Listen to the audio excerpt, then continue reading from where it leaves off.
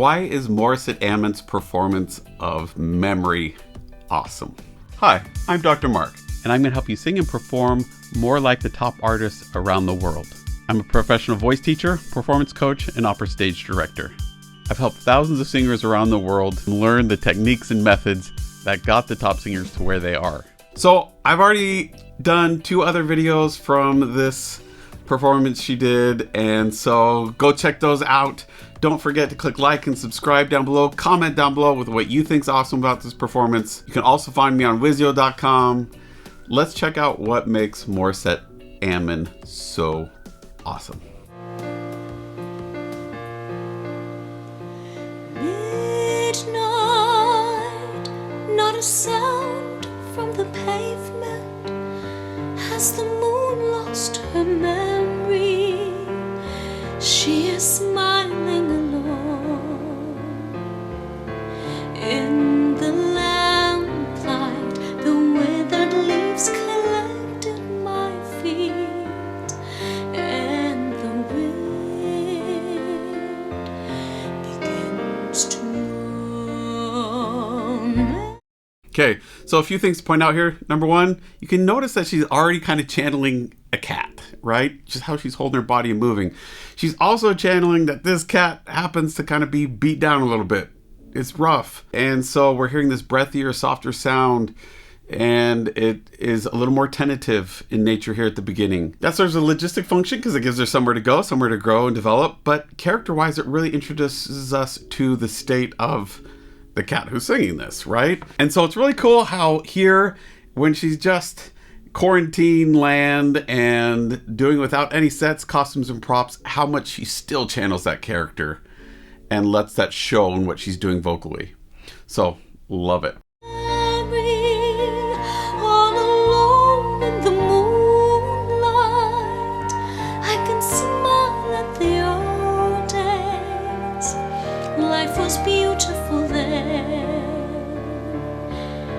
I remember the time I knew what happiness was. Let the memory live again. Every street lamp seems to beat a fatalistic warning. Okay, one of the tricks with performing, especially the camera, is always knowing where to look. What I love here is she's being very deliberate about where she's looking and how that engages their audience. If I look straight at the camera, it's very different than if I pretend someone's over here and I'm talking to them. Confrontational. And if I'm talking to someone over here, it makes it seem like you're just watching in on this conversation. It makes you less like you have to react or respond, right? So I love how she's engaging us directly in moments that make sense with the song and what's going on. And then you see her go back into this imaginary world of this song. And it's just really cool. I love what she's doing in terms of creating nice warm sounds. You'll notice that the ah sounds are still really forward, have that ah space in back. She's keeping it light and easy, but letting those lower notes be shaped in the back in a little more round way. One thing you can play with in this sound is imagining that along the back row of this soft palate, right? In the back of our throat, like that soft palate is almost like a tent. And on the sides of it are tent poles. So there's one here and one on this side. There's also one in the middle. What a lot of people do is in the middle, they are able to keep that open, but they let the sides collapse. So if you say the word hot, you'll notice it's tall in the middle, but it's collapsed on the side. Now say the word hat, you'll notice that it's open in the back and the sides. So in this case, she's still making it warm and rich. It's not all the way to hat. It's more hut, which collapses the sides just a little bit, but they're still mostly raised. And it also, that smile keeps it forward. And she's not uncovering the teeth all the time. You'll notice when she does, the quality of the sound changes and becomes even more bright. And she's being really deliberate about what sounds she's choosing. So, really cool. Someone mutters and the street lamp cutters, and soon it will be morning.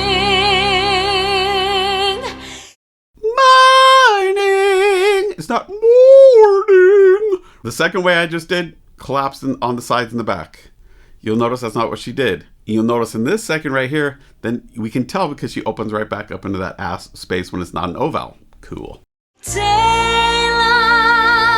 I must wait for the sunrise. I must think of a new life, and I mustn't give in. When the dawn comes, tonight will be a memory too, and a new day will begin. Okay, one of the cool things that you'll notice here too is on the high notes, she's not pushing. She's getting more volume or clarity by opening up and finding the right balance of airflow. Even when she's singing softly, she wasn't pushing. There wasn't this like pressurized pushing sound. She's just keeping it open. What you also notice is how consistent the vibrato is and how much there is. She's singing this really pretty legitly, and there's a lot that's pretty operatic in nature. I'm not sure I would say this sounds like someone singing opera, but it definitely is going in it's in that direction of things. And again, that's not a qualitative value, it's just in terms of style and the sounds that we're making. So it's really fun to kind of see her engage in this more classical type of vocal technique, because usually what we hear is when she's singing pop, and she's doing a gorgeous job with it. Really lovely.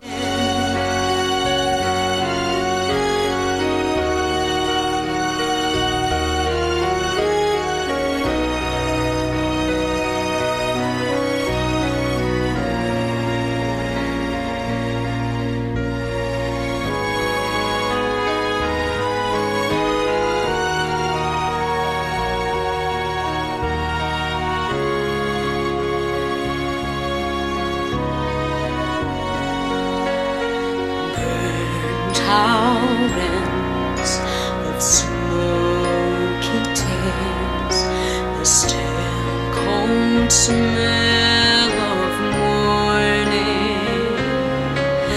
A street lamp dies, another night is over, another day is dawning. Touch me, it's so easy to leave me all alone with the memory of my days in the sun.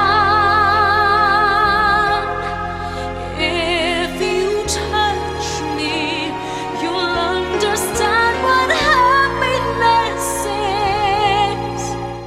Okay, you noticing how wide her mouth is, how much of those upper teeth we're seeing, how open it is there. It's kind of important.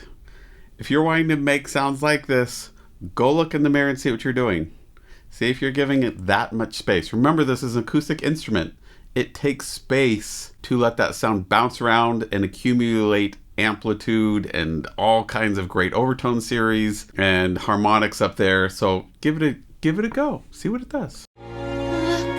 A new day has begun.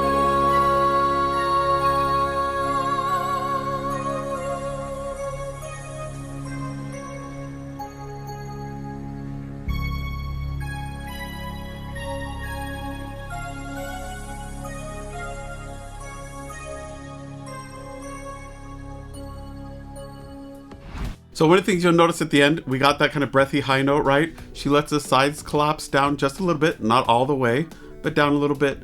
Really put a lot of extra air through it in terms of volume. Really reduce the pressure between the vocal folds. So we got this breathy, soft, light, floaty sound, which gives us this light place that feels kind of mystical, almost like morning mist happening, right?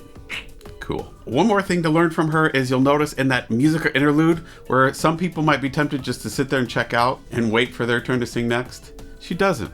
She actively is listening and reacting to what the music is calling for. She doing a ton? No, but her body stays flexible, limber, and engaged in the music and what's being communicated and doesn't check out to somewhere else. Really important that anytime there's music on stage, in fact, before the music starts and after it ends, that if we're the performer, making this music happen that we need to stay engaged the entire time. It needs to feel like that music is coming from us. As always, she's so easy to watch, looks so comfortable, and her sound is always just stunning. So gorgeous. Let me help you find your voice. You can check me out and book a lesson at foundyourvoice.com. Let me help you sing easier, more comfortably, understand how to sing different styles and genres, and also help you perform in a way that feels confident and is unique and genuine to who you are. Don't forget to click like and subscribe, comment down below. See you next time.